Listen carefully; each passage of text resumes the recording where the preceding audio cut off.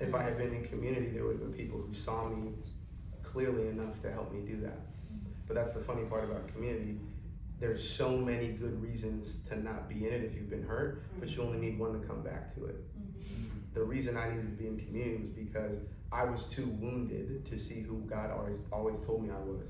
So I was living off the last best definition I had, which was the co-founder of a $40 million business that people knew. But I hated myself for leaving because I felt like I quit, even though God was protecting me. But I was too selfish to see it because I was outside of community. So after I did this fellowship, I had an opportunity to go to LA and work with the Smith family, which was nuts, frankly, for several reasons, but it exposed me to the very real reality that what you think something is and what it actually is are not the same thing. And what you think people are and how they actually operate their lives are two different things. And so I was in LA, and I recognized really early on that everybody worships. The question is what? Very true. So, relationship with grief and loss. And I wanted to disappear. And this is why I think I am, up until this point, been so reserved, was I felt like the best way to continue to at least survive was to operate as the lowest version of what I thought I could be, because it would keep me from being hurt at the level I had been hurt before. So I didn't want to lead because I felt like what was necessary for me to survive at that point was to operate at the lowest level possible that would incur the least amount of harm to myself. So I didn't want the gifts that I had. I wanted them back. I wanted to give them away. I didn't want to be known for what I had done. Every time someone brought up the business I built, it felt like an affront because I had been harmed, and nothing was helping.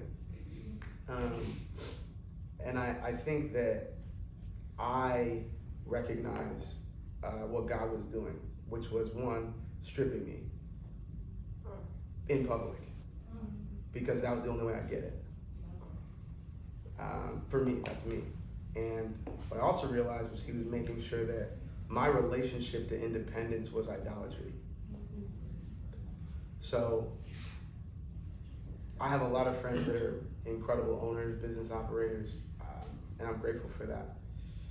But the consistent phone call that I get these days is either, one, how tired they are, how nervous they are about what's coming, and you can define what however you want, and or they never feel like it's enough. And those are all soul issues. Those aren't business issues. Those aren't operational things. That's not a revenue forecast. Your heart is empty, and no matter what you put in it, there's a bottom that you can't fill. And I experienced that, so I can talk to them, because people watched me quit in public, and they had never seen anyone do that. And I didn't know that I was helping them, because I just knew I had to leave. I didn't know why, I didn't know how, I didn't know where. And so the pandemic brought me to this point in my life where I recognized that the hyper independence I had felt like I had needed to operate with, that I had been taught and raised with, was getting in the way of my ability to be free. And this is one of the challenges I've had with sort of being in the entrepreneurial space, and people maybe sometimes seeing me that way, is that performing freedom and being free are not the same thing. So there's often this idea that the thing you do will get you free, but that's antithetical to the idea that you have freedom now. But having freedom now will cost you your old life today. And sometimes that math, you don't want to math, because it would expose how unfree you've been, which gets in the way of your personal identity.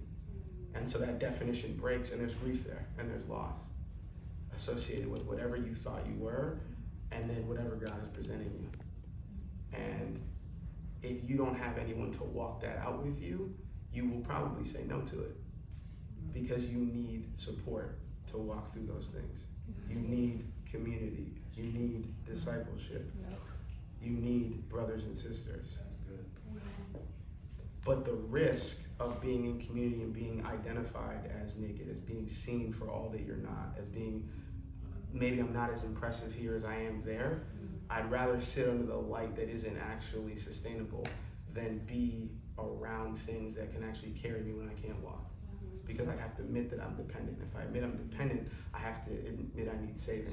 And if I admit I need saving, that means there's someone who can save me. And for someone who can save me, that means that I haven't actually been living the free life that I was sold. So. Did you say that? Oh my God. So that was me. I had a modicum of success, but I hated part of who I became. But I didn't feel like I could admit it because everyone would. I didn't feel like I was performing my gratefulness well. So then I'm out here trying to just seem more, I'm trying to engage with gratitude in a way that makes people feel like I'm a gracious person. Because why couldn't I be? Look what I've done with my life. Why wouldn't I be happy, right? Like I can't have functional anxiety. I mean, like I won already. And like that was the point that I had to actually admit, like, God, I think our relationship is one in which I've associated your character to the people who hurt me. So what I did was I said, these people are like that, that must mean God is like that. So I recognize that sometimes people do get tired of bearing witness to you. God never does. The problem is if I don't spend enough time knowing God's character or around people that model that, I will take whatever the worst part of someone else's character is and try to sticky wrap it to God and make it an excuse for not actually talking to him. Because I don't like the last time I got disappointed. So how could I go back to something that disappointed me? And you can do that forever. There's always a reason not to commit. You don't have to find one. So I didn't. And then I realized one day, and this is why the gathering is so important to me. My entire time in LA, I listened to the gathering sermons on the way to work. I was driving to work. And I couldn't find a church in LA because I was like, the city is so spread out. Like, I don't understand, like, the Valley, LA proper, like, it's just weird. Your transit is trash. Like, it's never gonna work. Like, it's just not gonna work. But I needed something. I knew I needed something. And my mom had sent me the same text my entire life. And I didn't value it until probably like 3 years ago. But she used to tell me that, like, your decisions determine your destiny over and over and over and over.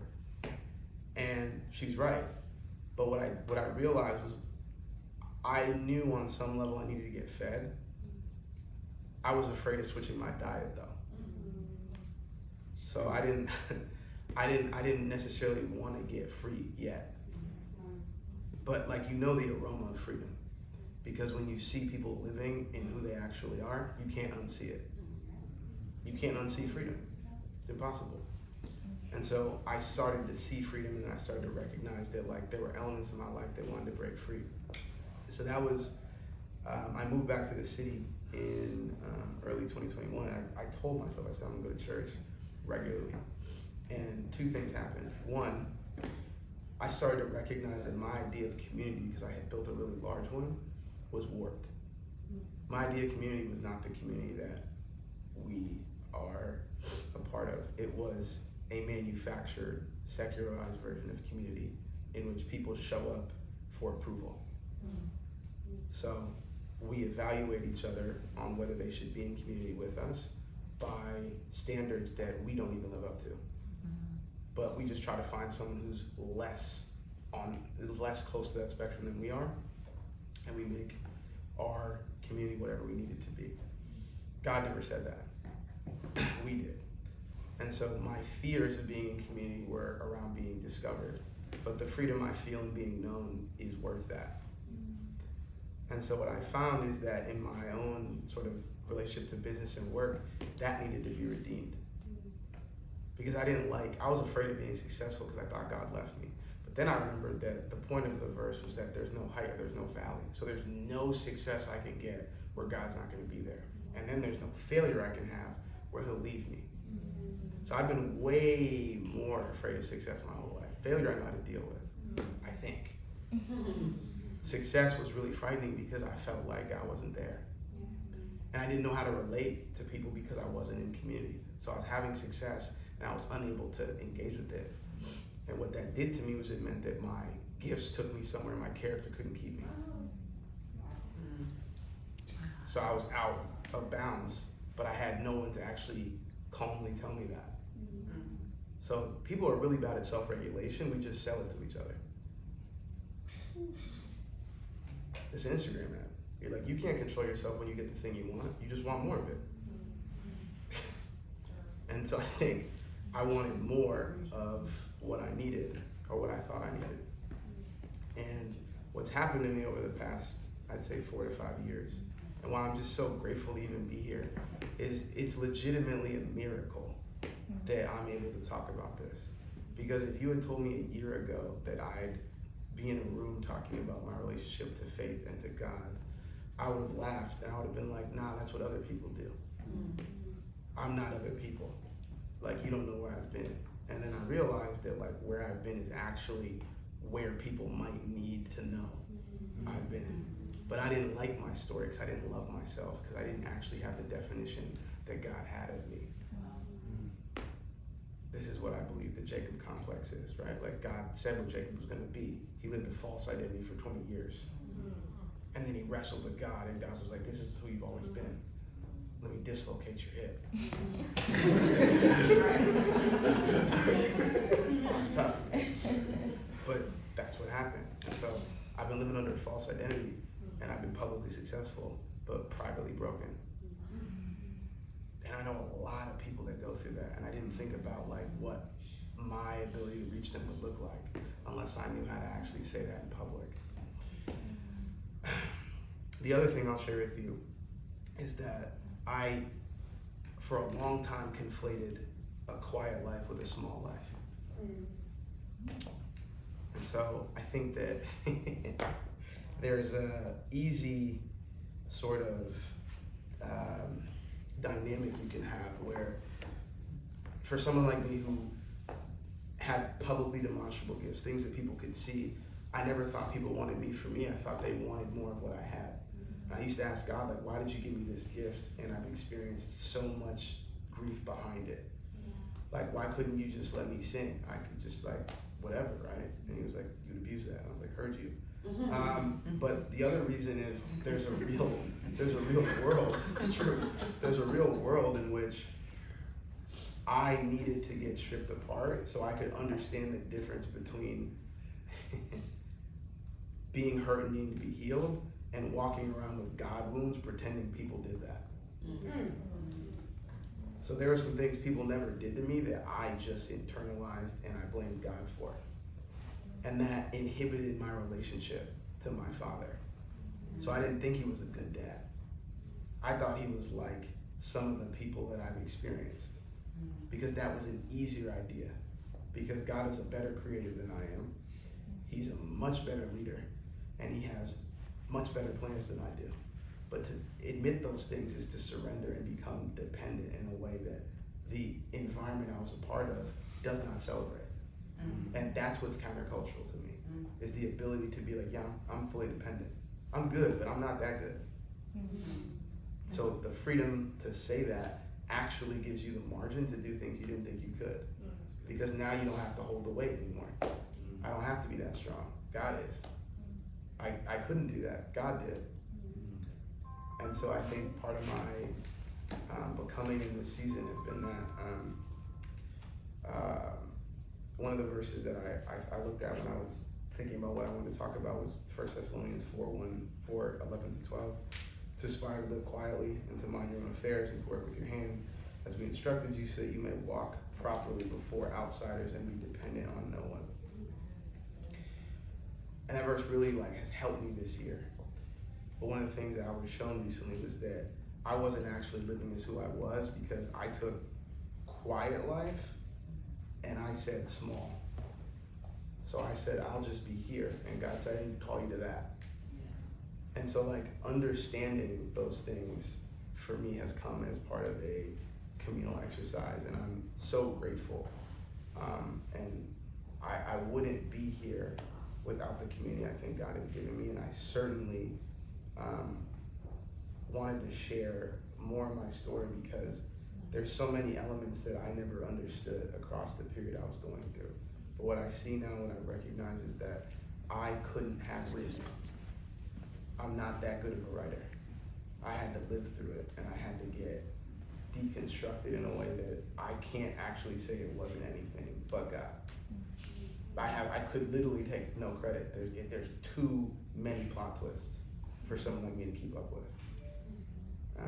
And so I'm really grateful to that. And so my hope is that I've been able to share something contextually relevant about my life, but also the very real ask that sometimes gets made that you leave a good thing for something else you can't see yet. And so I think sometimes there's a conversation about this is bad, I don't do that anymore. I have lived through that, but I've also lived through this was a good thing, but that season has ended. And the problem with the end of a season that you enjoyed is that you will cling to it and call it faith. Because letting it go is actually going somewhere else that you might not want to be a part of yet because you can't see it. But in the previous season, things were revealed.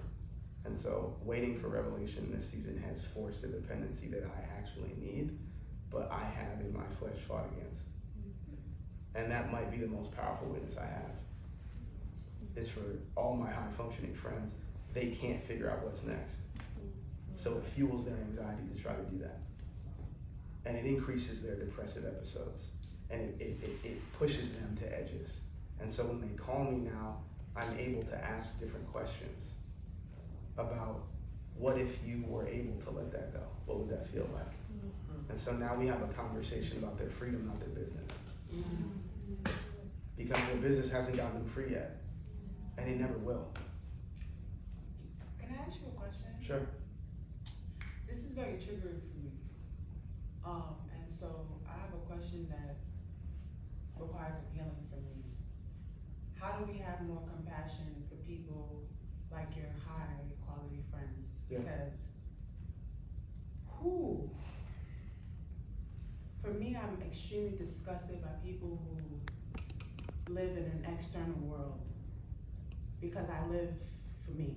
Mm-hmm. And so I actually am a bit judgmental. I'm being so honest with you. I'm judgmental towards that, and I actually stopped being friends with somebody that I was really close to because the pain of living like that is where you judge everybody and you value them, and if they're not on that value scale, you get rid of them. And I'm trying to have compassion because I realize from listening to you, you guys are in so much pain. You guys are in so much pain. It's sad. Like, because I live as a people, I watch people stare at me all the time because I live for me, I live freely. And so to listen to you, I'm actually, thank you, because I'm understanding that it's a judgment within me, that God's working within me to have more compassion for people who live for others, to please other people. Because they rob themselves, they really are losing, because I find people like that, they get rid of people who really love them. Mm-hmm. And they lose them. Like, I'm so angry with my best friend because I loved her, and all she cared about was getting to the top. Mm-hmm. I'm a Delta, she's a Delta, but the way she became a Delta, she was willing to do anything. Like, I watched, and I was willing to sacrifice myself to make sure other people were Deltas. And God let me become a Delta, and I'm a 300,000 member, like the 300,000 chariots. And so for me, like, I'm just trying to give y'all a little bit of understanding of where I'm coming from. I'm like literally opposite of him. To have compassion and understanding that everybody's struggling. To hear God. And that's it. I just thank you. I have to check myself because I feel, some of us are just feelers, and I can see some people's faces were feeling too, like a sense of uncomfortability But with that feeling, you have to assess why you're feeling that way. Because he's feeling what you're feeling, but the reasoning is different. Like, and I just want to say, I want you to write. You said so many things that were all over the place, but they hit each one of us. I saw it hurt. I saw it hit him. I just felt it hit everybody. And it was just like a glimpse of things that you said, where you said something and it hit him, but it didn't hit me. And then you said something else and it hit me, but it like, you're saying so many things, and you should really write.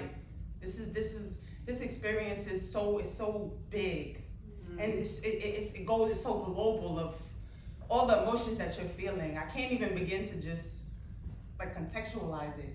I think you can't either, but write. Start to write, because you have so many emotions that I relate to. Yeah, that's what I have to say. Sorry, I had to get that out.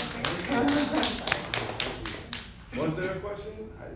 How? Yeah, like yeah. Maybe it wasn't. Maybe no, it's just okay. me. I just want to make sure I respect that you had an actual question. Yeah, like I just want to have more compassion for you. Yeah, for people. Okay. Because it's like I've been hurt by people like you. For sure. To be quite honest with you. For sure. And so I stopped having compassion. I didn't want to like. That's how I ended up in the yoga world, because I didn't want to be around society people. And they're just as egocentric as, but I'm sorry. Yeah, no, I mean, no, it's fine. That's incredible. Thank you. I think, I mean, I didn't have compassion for myself until God showed me how to do that. And so I think there's an element to what you touched on that I've struggled with for a long time, which was the way that I was showing up. I wasn't integrated as a person. So I made choices based on what I thought I had to do, not what I was called to do. And so people were getting fractional versions of me. So that might be 2/5 of Jonathan. You might get an 1/8, you might get a 4th, but I wasn't like me. And so like my journey, the work that I've done and the way I've been restored has been to show up as more of myself and to believe that God would surround me with people that loved me and cared about me, or restore things that I might have discarded, or people that had to leave because I wasn't in a place for us to actually be in accord. And so there was discord, there's actually friction, and I think what I've been discovering and learning is that God is more gracious with me than I could be with myself. And what that's done is it's given me more capacity for other people that have hurt me or I have hurt, and to listen really clearly to what they're saying. Not what I'm feeling about what they're saying, but actually what they're saying. And I need God to do that, because my pride goes, nah, but they don't know where you were. And God's like, but you need to listen to what they're saying about what actually happened, because there's an opportunity for me to get glory in the reconstruction of something beautiful. And so that's not advice, but that's what I've been trying to actually lean into, so I don't get sort of like bombed by shame. That's the other thing, the people that like, when you separate, it's not just that like people go away, it's that like it leaves opportunity for shame, which then you cover and you don't actually heal. And so you walk around with a blanket, but you could actually be free. And I think that takes a while, but. That's good. We got time for one more question, y'all. One more question. So, thank you so much. That was a great question. It really wasn't a question, but.